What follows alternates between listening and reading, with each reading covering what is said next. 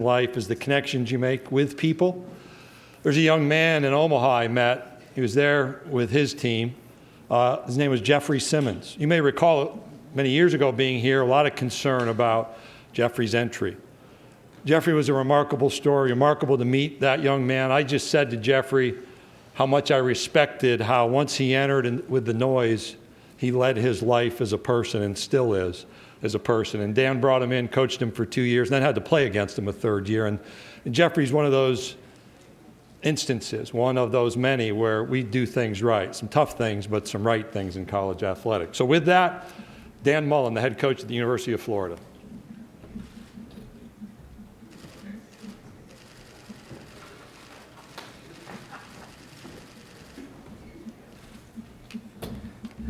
Thank you, Commissioner. It's great to be up here. Great to see all of you again. I know he just asked me about that. Jeffrey's an extraordinary young man, and one of the reasons why you coach is to make a positive impact on people's lives. Hopefully I was able to make a positive impact on a Jeffrey Simmons' life, and I can guarantee you he'll make a positive impact on a lot of people's lives for a year to come. So that's one of the reasons we coach. I know people don't see it that way, or that part of it as the limelight, but one of the reasons, the biggest reason really, a coach is to make a positive impact on young men's lives. I want to say it's great to be up here. It's really exciting to be back, to see everybody here, and the excitement of media days, the excitement of the season coming up, being live in person again, not having to look at everybody just through computer screens, and to do that. I'm really excited to be here, excited to get this season kicked off. We open up at home, there it is, against Florida Atlantic. FAU is going to be, Saturday night in the Swamp.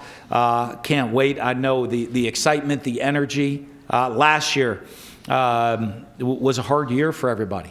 But now as you start to see these different sporting events, you look at things that are going on with the, with the Lightning winning the Stanley Cup and the energy in the stadium, and you realize how much you missed that. Even getting to watch the College World Series in Omaha, seeing basically the entire state of Mississippi move to Omaha to cheer on Mississippi State and have them win that national championship for the Southeastern Conference, and for Mississippi State and the people of Mississippi winning that national championship was amazing. But that energy in the stadium, those are things that we really missed. And I can't wait for that opening night in the Swamp and feel that energy and excitement of our fans and everybody coming out to see us come play again. A lot of exciting things going on for us right now after coming off a great year. Obviously, a little bit of challenge offensively. It'll be different this year. 2 first-rounders last year on the offensive side of the ball, and a second-rounder, a quarterback, guys leaving on to the NFL. It's great to see those guys have that success and go on to the next stage. But there's a lot of production to go fill offensively that we're really excited about on the offensive side of the ball.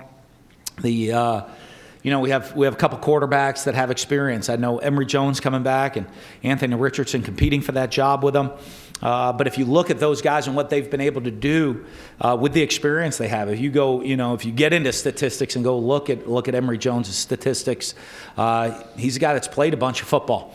He's not coming in as a guy that's never played before. So really excited about that. We lost a lot of production at the receiver and tight end position, but we still have a lot coming back. We rotate those guys a lot. We've tried to do a great job of creating depth at those positions. I think media days last year, the number one question I would have got is, hey, you just lost 4 receivers to the NFL draft. How are you going to be able to come back in production in the passing game? And we're able to come back because of how we play within our system of playing a lot of different guys.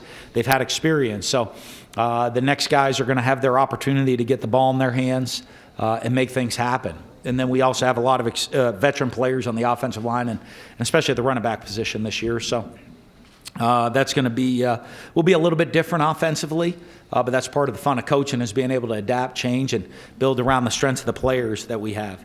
Defensive attitude. We have we today brought 2 of our defensive players with us, Zach Carter and Ventrell Miller, and you look at the leadership those guys bring on defense that we have. We have some really young players in the secondary. but you got Trey Dean and Kyer Elam with some experience coming back there. But really, to me, the attitude of where our defense is at is where I'm really pleased with the energy. I think everybody knows we play a lot of guys defensively, roll guys through to keep them fresh and healthy. And I'm really excited, though, of the mindset, the attitude that the defense as a whole is bringing to the table and the leadership that they have within our program. A lot of big things for this year. I mean, we've been to 3 straight New Year's 6 bowl games. Hopefully we can get that one step further into a New Year's 6 playoff game this year. Love the opportunity to get back to Atlanta to compete for another SEC championship again this year like we did last year. It was really exciting.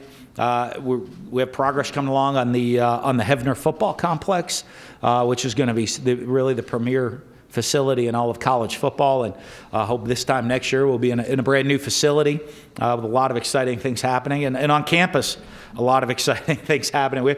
We have, I think, starting Friday with the opening ceremony, we'll have 30 Gators in the Olympics starting this Friday. So it's an exciting time, but it's the biggest excitement obviously is being here, seeing all of you in person again, and the excitement of knowing that here in about 6 weeks away that we're going to be back in and playing college football and in front of the Gator Nation out there in the swamp, and really excited to kick this year off and get that going. Thank you, Coach Mullen, for your opening comments. If you have a question, please raise your hand. Savannah, Riley, and AJ will bring a microphone to you. So we'll go ahead and start over here on my left on the second row. Hello, Dan. David Cloninger with the Charleston Post and Courier. What percentage of your team has been vaccinated for COVID? I'm not going to get into the specific numbers right now. But I think we're doing very well with those numbers. I think, when you look at COVID and what we dealt with last year, I think our medical staff, Paul Silvestri, our training staff, has done a phenomenal job of educating our players. Obviously, in the state of Florida, our governor's done an amazing job with the accessibility of the vaccine for quite a while now. And then, we have the UF Shands hospital system throughout the entire pandemic's done an amazing job of what we've done. So we are at a pretty high number of vaccinated players right now. But I think that the medical staff and really, look at Governor DeSantis, what he's been able to do, and the leadership of UF Shands hospital system on campus has really been beneficial for our program. And the university as a whole, and we're getting close to a very high, what the threshold numbers that you need to be at. Okay, we'll stay right down here in front. Tom. Hey, Dan. Tom Murphy, Arkansas Democrat Gazette. Given your quarterback scenario that you mentioned a moment ago, do you feel like you maybe go back to your bread and butter roots? Is there a tweak to your system that you think these guys will offer? Yeah, I guess after, I think as Greg mentioned, 13 years here, I don't know which my bread and butter is, because we've been all over the place with every different style of quarterback. From if you go back to even being a coordinator, you go back to the Alex Smiths and the Chris Leaks, through the Tebows, to Tyler Russell and Dak Prescott and Chris. I mean, there's been so many different variations. I think the key to it is, and one of the reasons we've been successful is never trying to take a square peg and put it into a round hole. Is let's identify what our guys do really well and build around the strengths of not just the quarterback but the offense as a whole. And we will go to do that this year and build around the strengths of our quarterbacks. Okay, we'll stay on the center section along the left-hand aisle. Coach Mullen, Drew DeArmond, ESPN 97.7 The Zone Radio in Huntsville, Alabama. I wanted to ask about a local kid from my community, Jaden Hill, the process he's made in your defense. I know the secondary is a big key for you guys to bounce back this year. And also, we know after the Missouri game last year, you're obviously a Star Wars fan. What is your favorite movie of the genre? Cool. All right. Well, the Jaden Hill's much easier than the Star Wars question, because, right? I mean, you can go so many different directions with the Star Wars question, but Jaden Hill has done an amazing job. You're looking at a young guy was injured in high school, came in, played for us, got over that injury, has continued to work, has had a great mindset, a great attitude. Obviously, really, great family, high character. excellent student in the classroom, studies the game. And, you look, I think he's going now into his third season with us. That first year, you're kind of learning, figuring it out. Second year, you get the opportunity and take a growth to learn where you are.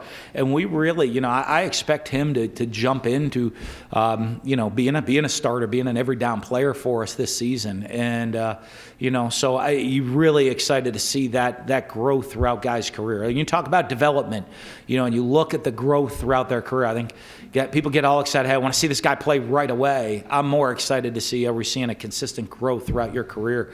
And Jaden's a guy that's done that. All right, we'll go over here to the right along the aisle. Hey, Dan. Jordan Hill with Opelika Auburn News. I want to ask about Mahmoud Diabate. Just what have you seen from him this offseason and what you feel like he can do with the defense this year? Well, I think, Mahmoud's a really great athlete and, dynamic player with speed and burst coming off the edge.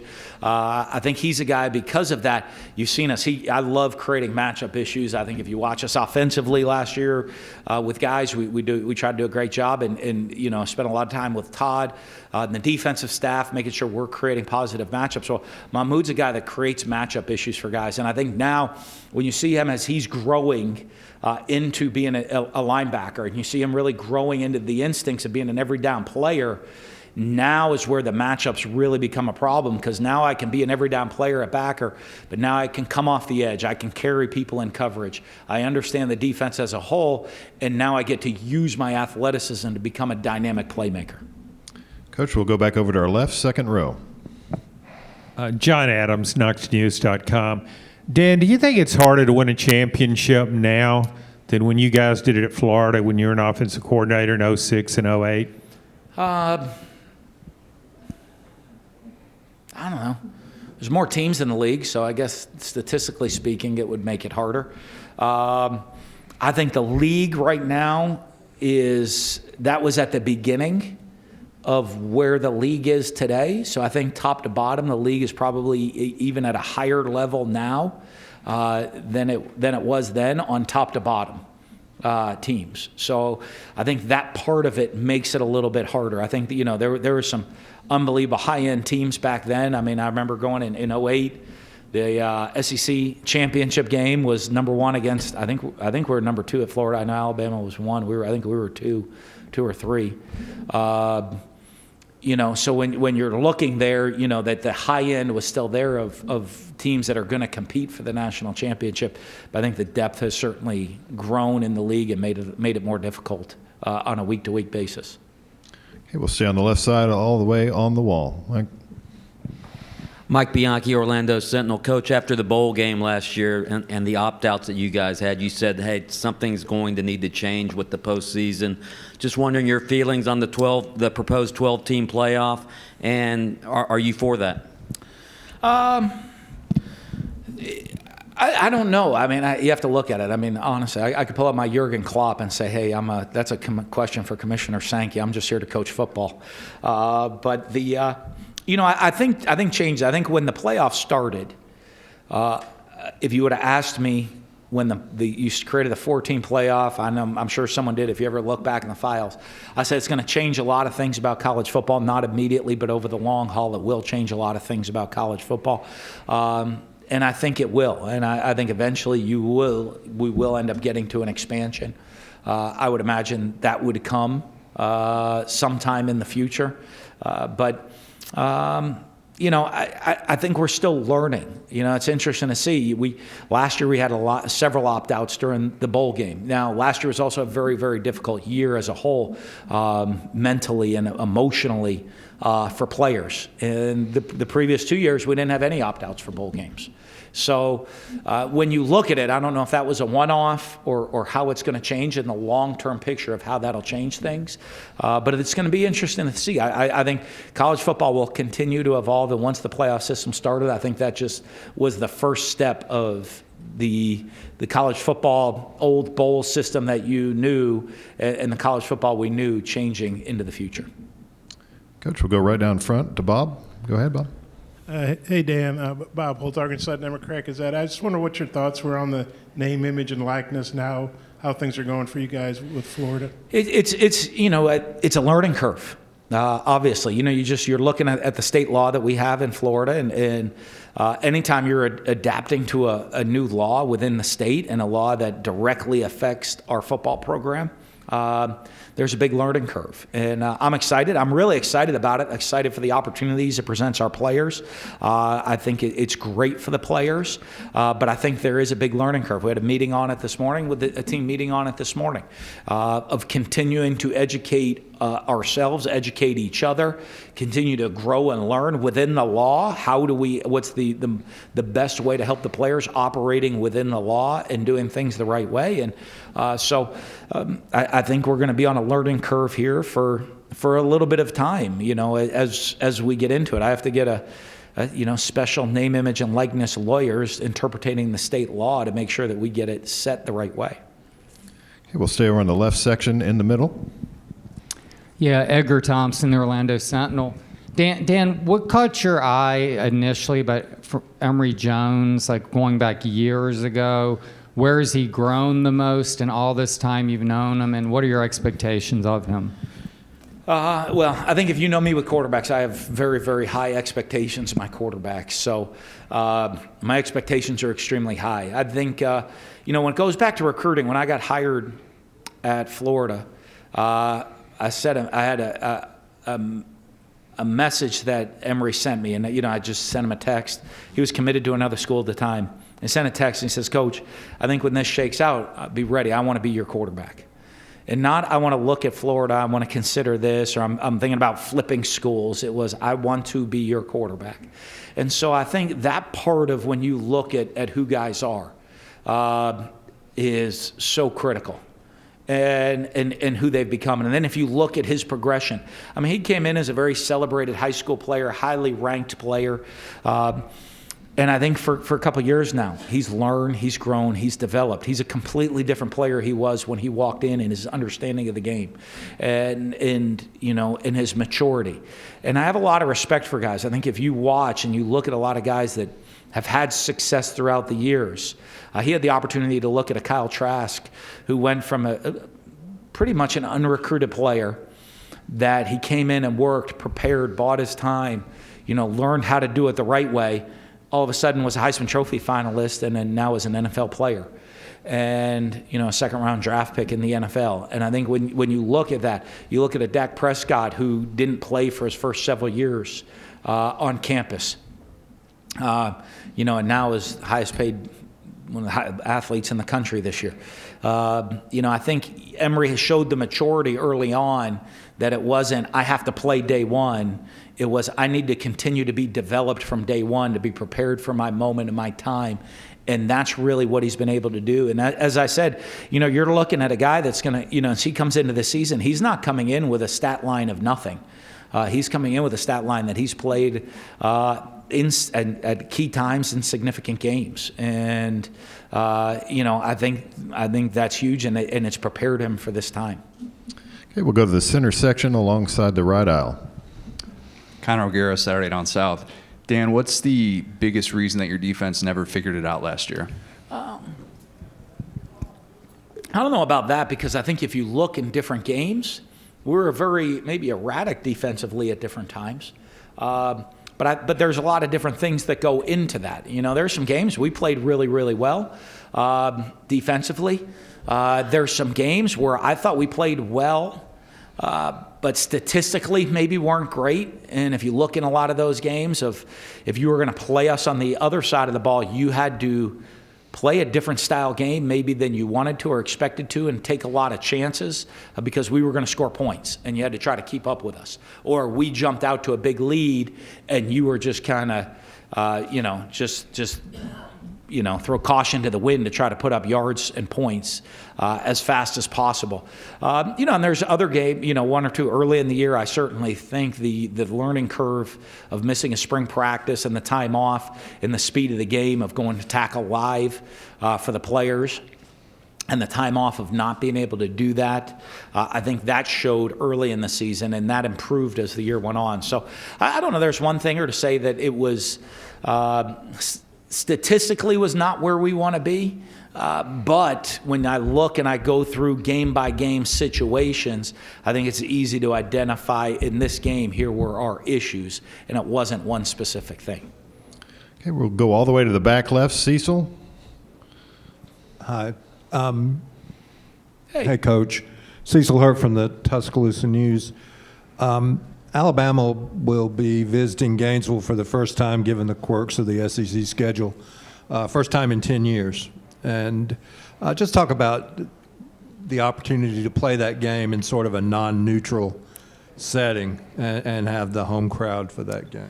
Yeah, I think it's really exciting. I don't get the commissioner in trouble here, but I'd love to maybe do away with the permanent crossover team, and so you get these type of games more often. I think for the players, for the fan bases, I really think it's exciting to see some more of maybe mixing up the teams from the West and playing two different teams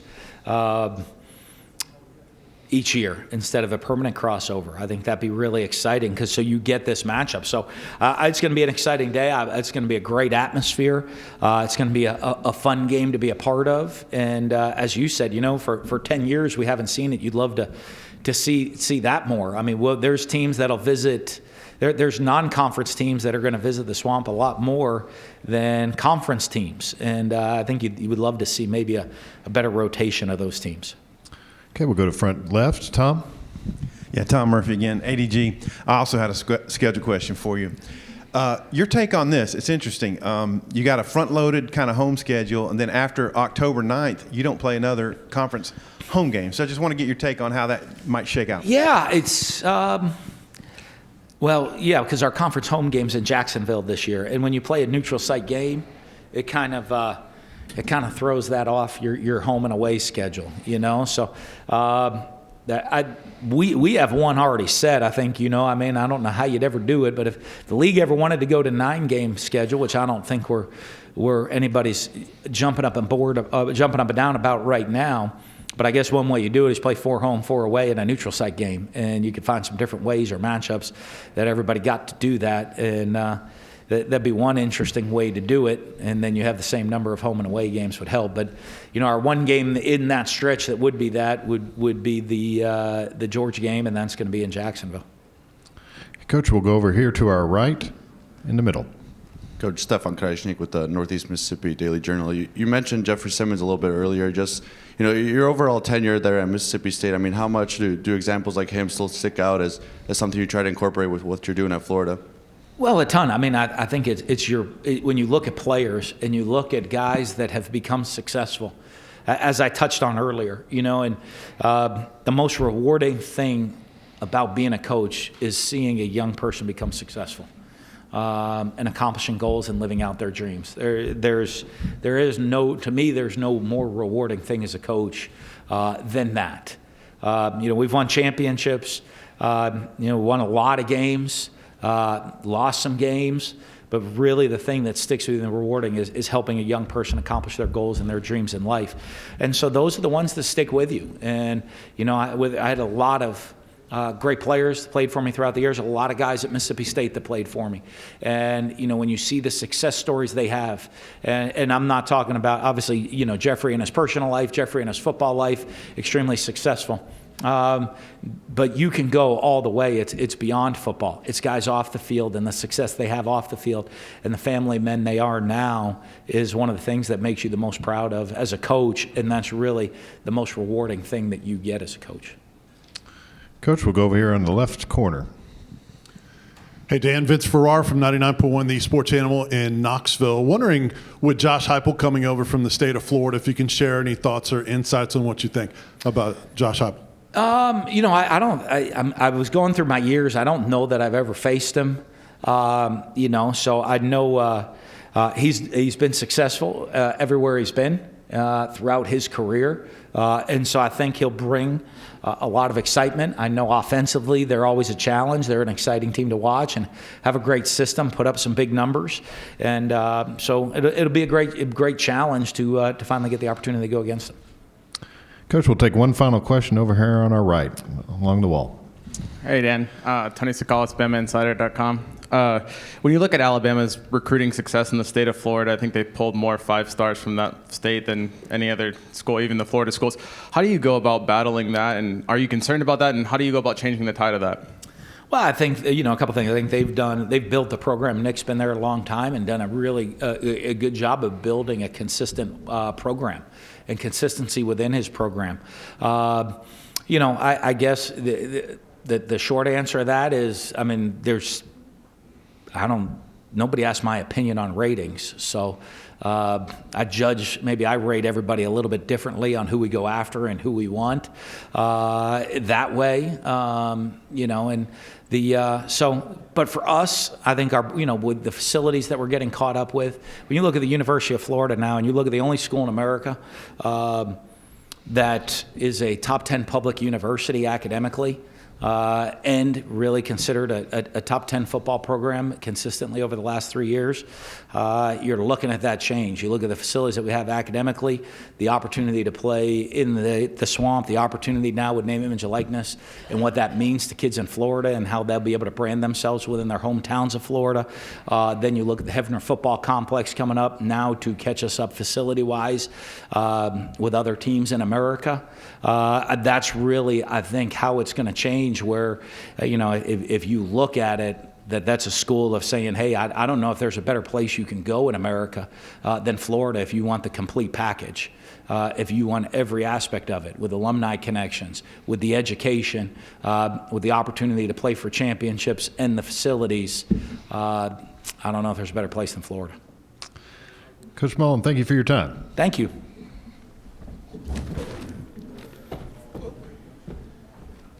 Good to see y'all again.